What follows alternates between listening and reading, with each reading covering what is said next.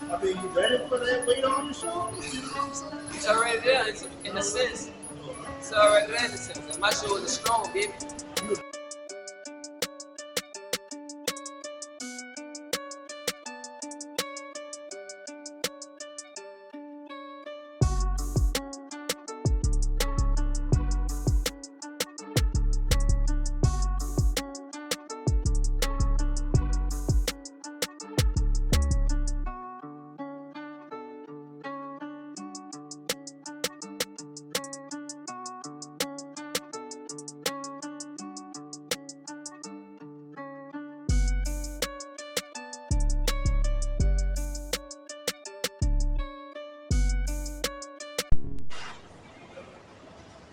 Y'all already know what it is. Rule boy behind the camera. Gun 7 back with another special edition. And today we here with a future legend and Hall of Famer of boxing, New Orleans' own Jeremy Hill. What up, champ? What's up, baby? How you been, fam? I'm good, blessed. You know what I'm saying? Yeah, I'm above ground, so I'm good. All right. What up, homie? What up? Before we get started, I heard you mention something about a nickname during that podcast. But you never really got off. Like, I caught it. Like, you said you had a nickname for the boxer? Like, Oh, Zero? Huh? Zero? That's what they call you? Where did that come from? Just been with me for years. I just spelled it my own way. Oh, I've been called Zero for years. Yeah? I just spell it my way. Well, I was saying, like, you know, everybody know me as Zero, so. Oh, what, they got a story behind it? Or that's just... I mean, it's simple. Nigga, when I was young, I had a big old bush. Nigga told me I look like Zero from Moles. And I was like, man, fuck no. But then, you know, the name stuck.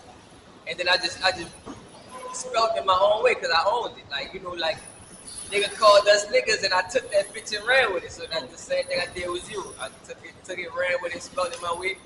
And now that's just a name.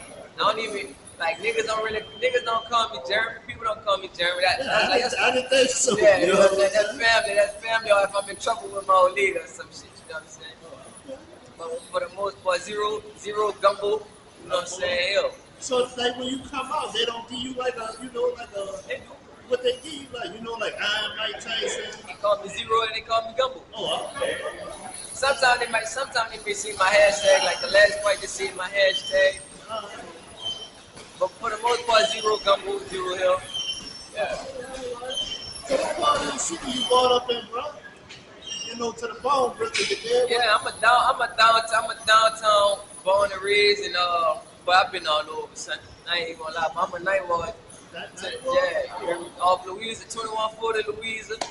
I grew up, you know what I'm saying, but you know, life happened and shit move around. I done stayed in the Willows. I done stayed between the 9 and the East. That's where a lot of my childhood was spent. And then as I got older, like see, high school, I spent a lot of time uptown. So. All over. Yeah, I'm telling you, all over. So what's some of your earliest memories of the neighborhoods like? You know what I'm saying? In them neighborhoods. One in particular, you know, either one. Well, growing up in the 9 on Louisa, my fondest memories, like my best ones, just like I tell everybody, pre-Katrina New Orleans was a whole different than post-Katrina New Orleans. Like it really, we still had neighborhood, like family neighborhood, black neighborhood. Like my neighbors watching out for us, for my mama, without even asking. You know what I'm saying? Like if them neighbors peeking through that screen door, and if you're doing something you're supposed to do, they checking. You hear me? So that's what it was like. Well, family oriented, like yeah, real family oriented, and it was black. Right. What were you and the homies mostly into, like, you feel me? Video games, girls, you know what I'm saying? Right, you know, shit, different ages brought different carry on. So when I was young, I didn't really have like partners. My partners, you know, is who you go to school with. Yeah. But for the most part, my right hand man was my cousin Paul. Me and him still close to this day. Right now, like this is my brother right now. Yeah. My best friend calling my phone right now. I'm not gonna answer right now. Yeah. But you think I'm saying like So the people I've been sticking with been around. I'm 31, 15 plus years, though. I have like family, you know what I'm saying? So, yeah, but when I was young, you know, I'm playing. I still play games to this day. Fucking keep me out of trouble. Let me say that. But when I was, you know what I'm saying, different ages for different things. You know what I'm saying? But Yeah, what was some of the hangouts? You say you had a brother, y'all used to hang, you know? yeah, you know, fuck, just outside. Niggas was outside at the basketball court, Bunny Friends Park, different spots. You know, you get on that bike take you everywhere. Our fucking feet never got tired, so we really rode everywhere. And then at the Katrina, when I came back in the back end of '06, I stayed in Metairie, and it was still, you know, it's still being like New Orleans was still getting worked on. Yeah. So I was just doing a lot of wild shit out there. You said in '06? Yeah, Damn, we came back fast. yeah. So Shit, I, 05, yeah, I know. was got homesick. I did like a dog. Where you went at? I went to Georgia. I went to Atlanta. Yeah, I went Half to my Texas. family split, and we were staying in a townhouse called Harrington Woods in Georgia, and it was me, my grandma, my uncle, my auntie, my cousins, and my mama left and came back here. Yeah, So I was there with them, yeah. you know. Then my brother ended up leaving too. So I was like, you know, I just was missing New Orleans. Like, you know what I'm saying? How many brothers you got? From my mama? Yeah, regardless, you know. Oh, from my mama, I got two. From my mama, I got two. I got an older brother, I got a younger sister, and I got a younger brother. But my daddy, fuck. You rock with pops, though. I mean, me and my daddy now got a relationship. So, you know what I'm saying? Now, I grew up with my mama. You know what I'm saying? So, Yeah, I feel you know what I'm saying? But you know, into that is a whole, you know what I'm saying? Like, if you listen to me talk, you gonna hear me say my daddy. You gonna hear me? I can be talking about possibly 2 to 3 different niggas.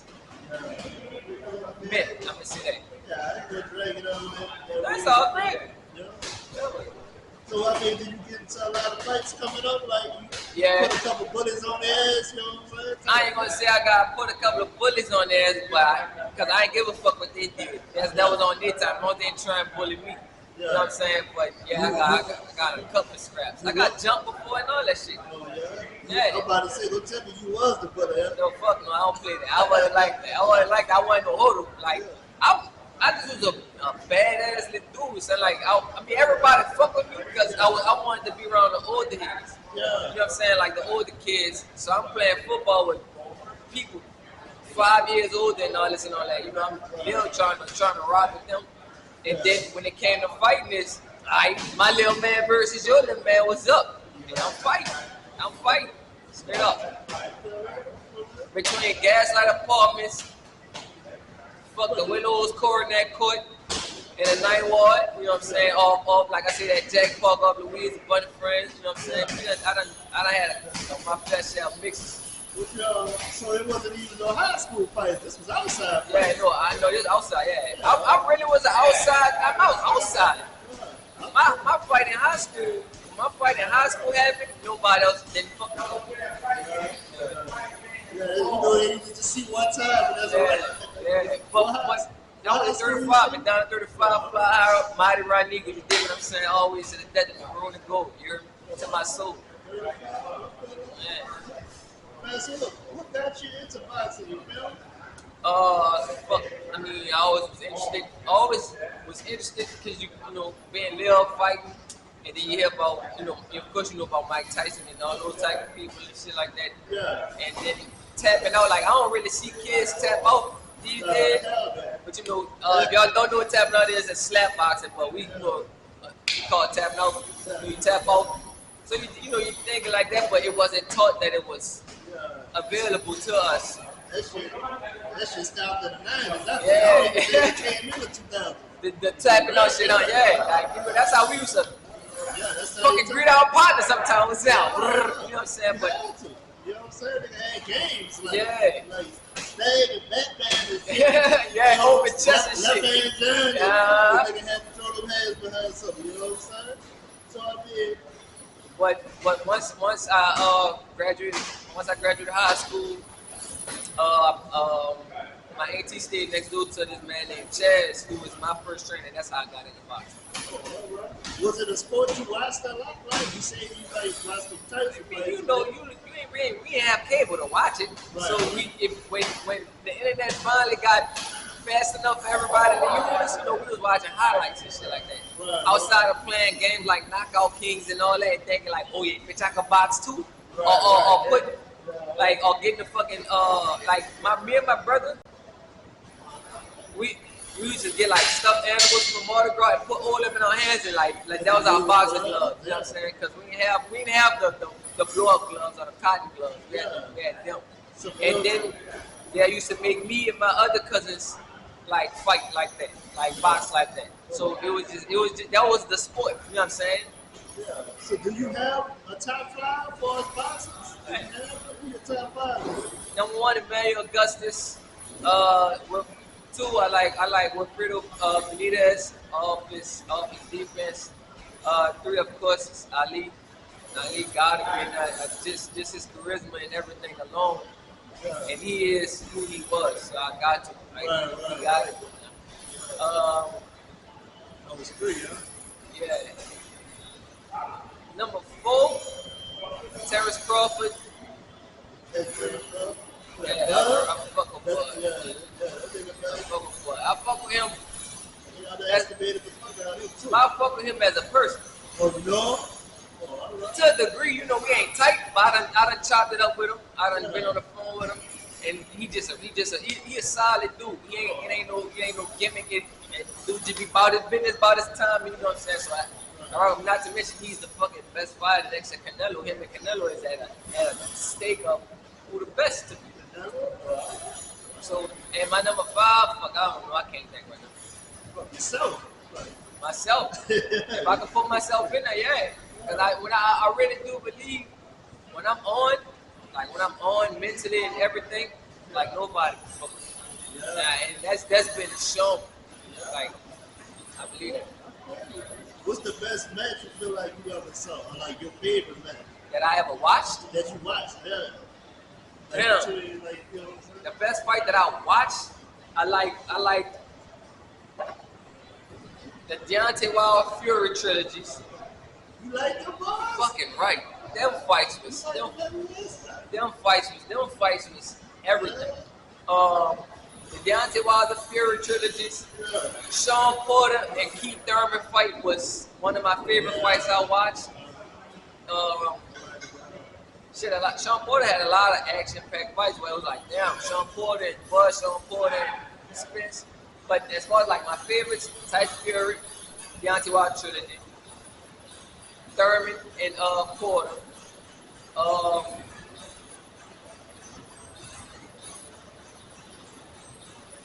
Bud and Spence. Even though it was what it was like that shit was that spectacular. Like it was that spectacular. And I think my last one I would have to say that I watched that had me like, oh shit, a couple of times would have to be I don't know if it was the Tank Leo Santa Cruz fight or the Canelo Triple G. So, you know, those are top.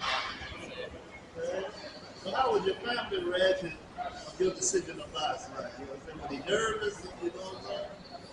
They tease you or something? Yeah, you know, I got all that. I got it all, really. I got it all. Your ass knocked out. You know what I'm saying? You can't come in that ring and help it. You know what I'm saying? I got it all. They like, you really want, you serious? And then, you know, they had the one like, nigga, you know, like, you know, it's a thing that at first get looked at as like, oh, it's just a hobby. Yeah. Like he just, you know, I'm young. He gotta figure out what he want to do for himself. It's just a hobby.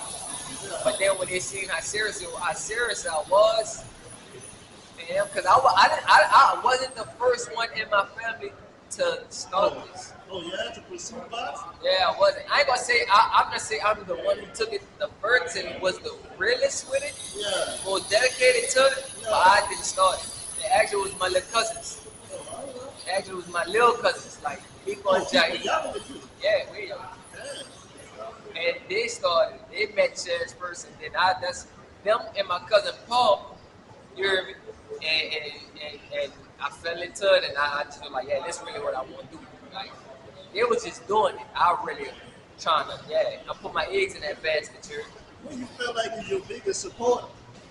Who do I feel like is my biggest supporter? Yeah, you know, mom, wife, and sister. You know what I'm saying? Like, and you don't want to put nobody over. You don't want to make nobody jealous and say, I think she support me more than you do. I mean, honestly, all of them. All of them? Yeah. All of them, because never.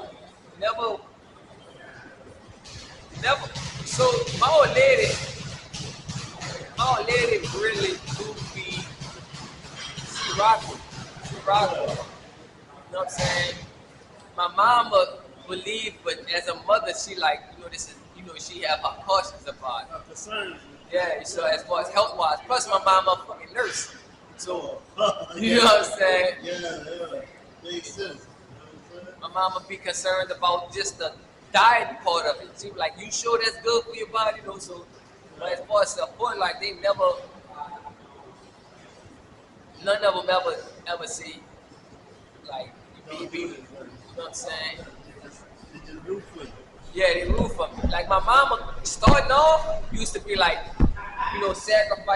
make sacrifices, maybe boxing, because I was, the amateurs, we wasn't getting paid for it. Right. You see what I'm saying? So it's hard to believe that something about to be something you're not seeing no money come from. You see what I'm saying? Especially in the world that we live in. But when she realized, like, wasn't no make that, like, I'm making sacrifices, I'm sacrificing other stuff for boxing, that's when she was like, all right, this what my son won't do. Right. Fuck with who am I to not, you know what I'm saying? So yeah. Right. But now, what kind of music you train to? Shit, What kind of artist, A little bit of everything. Little bit of everything. I ain't even gonna lie to you, because I could be in that. If I'm feeling good, I could be in that and have fucking Anita Baker in my ear. Yeah. You see what I'm saying? Training and really like getting it in. You know what I'm saying? Because it's a high mood. I'm in a high sense of mood. I got high energy. Like I'm happy. So like if I'm grooving, like it's a smooth groove, I'm working off that. But then if I'm like I feel like getting rowdy, you can hear me listen to fucking DMX to Young Boy and like the embarrassed. You ain't gonna hear me in there listening to the like rock or country. Like I ain't gonna even lie. Yeah, hip hop, all that. Who would you like to go to the ring with? Juvenile. Set it off for this. I want Juvenile to walk out. You hear me? DMX dead. I can't get him. But Juvenile, I'm trying to set that up already. I really want Juvenile. Son, Juvenile. You don't understand. I grew up on them, son. And I'm a hard like Juvie fan. Like I fuck with dude. Like all his shit, son. That's your favorite in no rap? Honestly, yeah.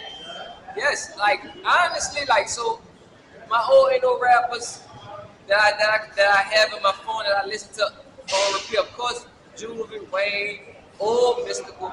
Well, everything with Mystical now, but more I'm talking about the Mind of Mystical CD.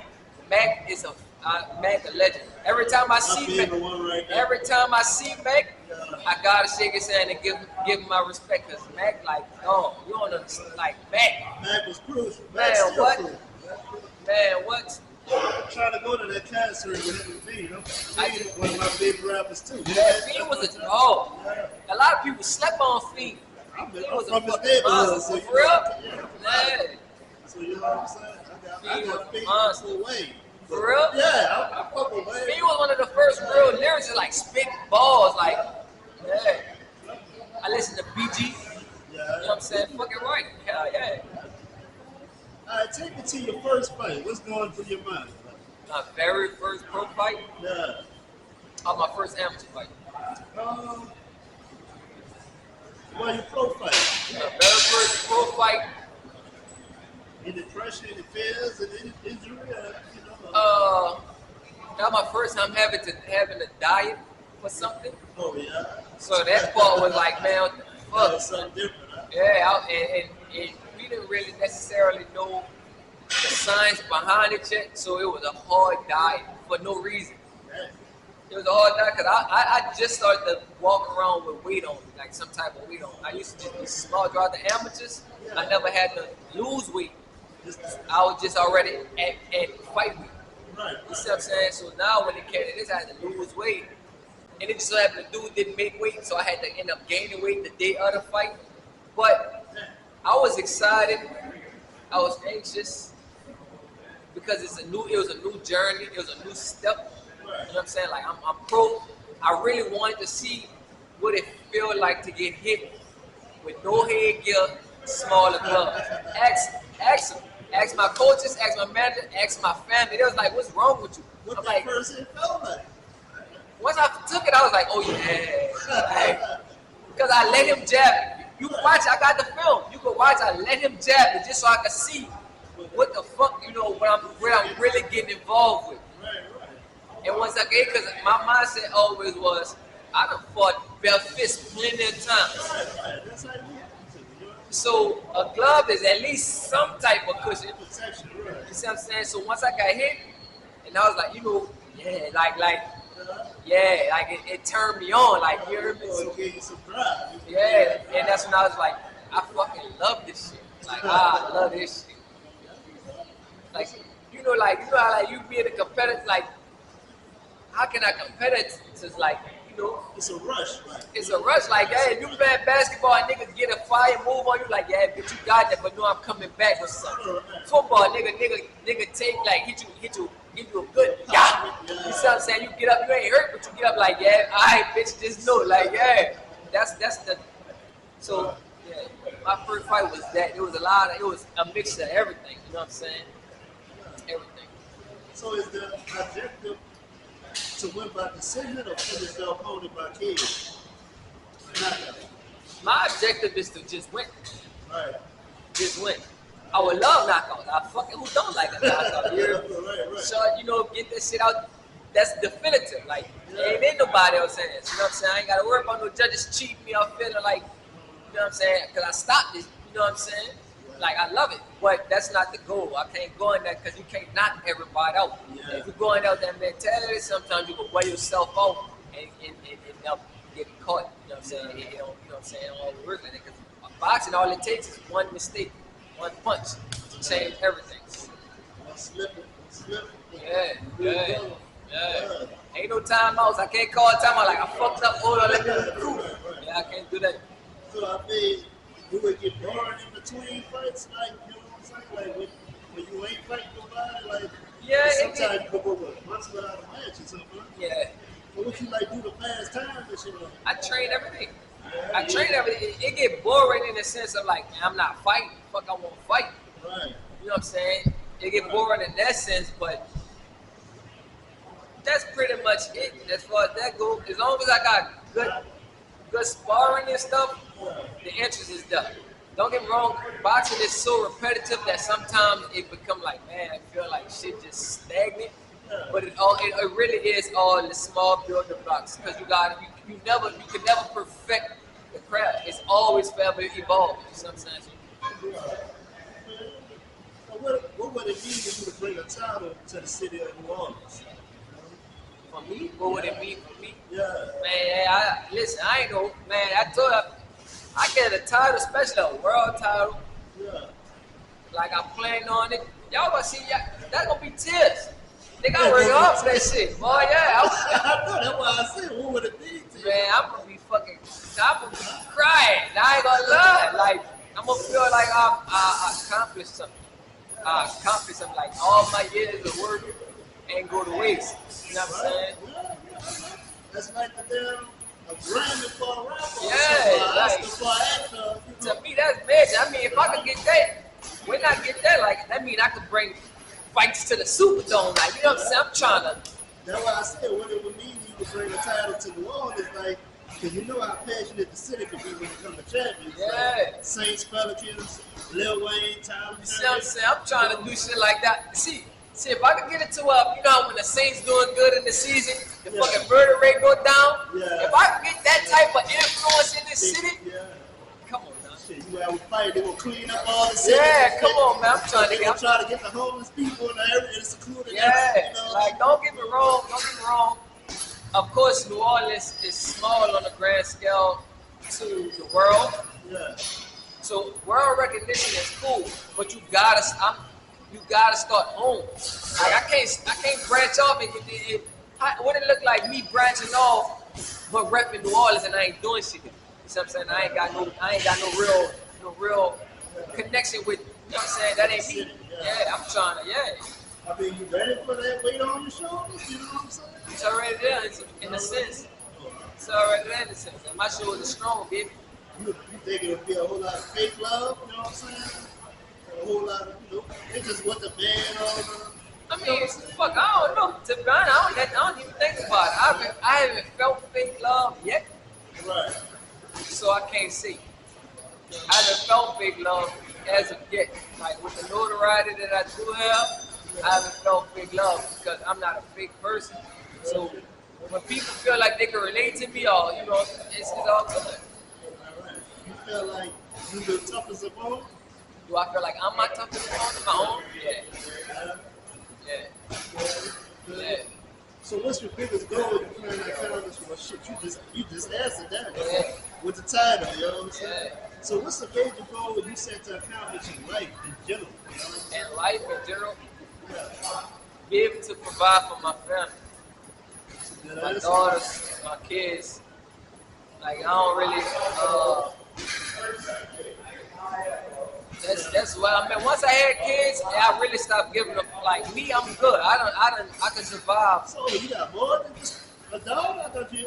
Yeah, I got 3 stepkids. Oh, all right. I thought you said dog. Yeah, I got one daughter from who I'm not with now.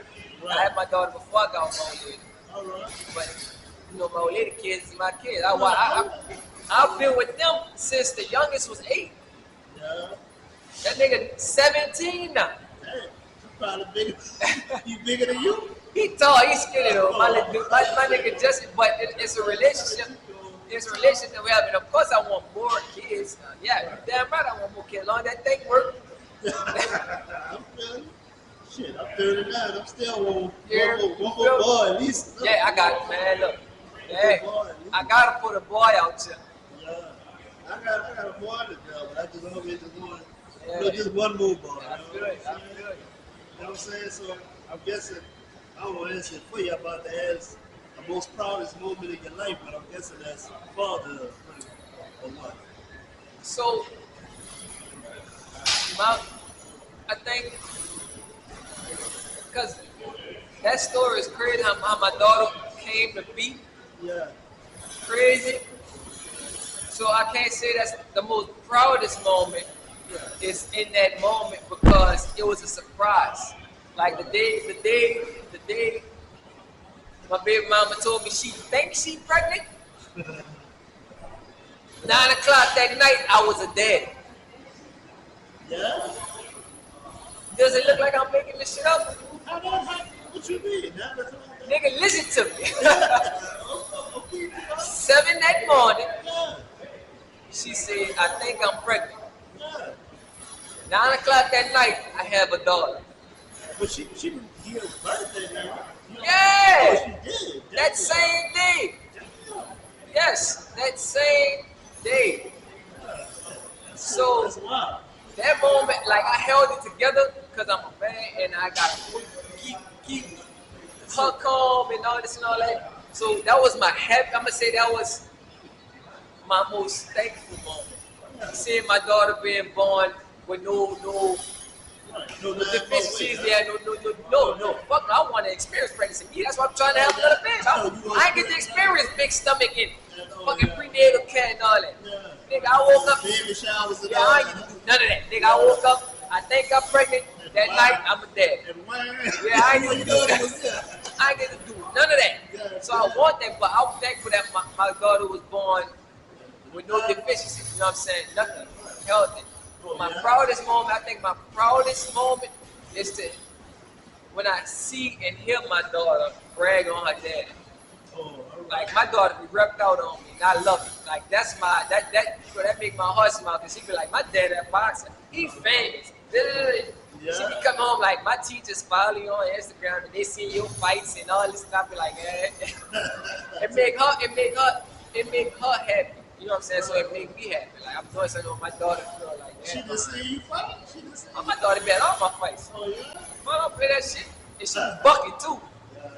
And when I'm in here, like in the ring, when I bring my daughter with me, because I get her every other week, I'm a week on, week off. Or so when I got her, like say she do my homework or nothing, because school first, she come with me to the gym.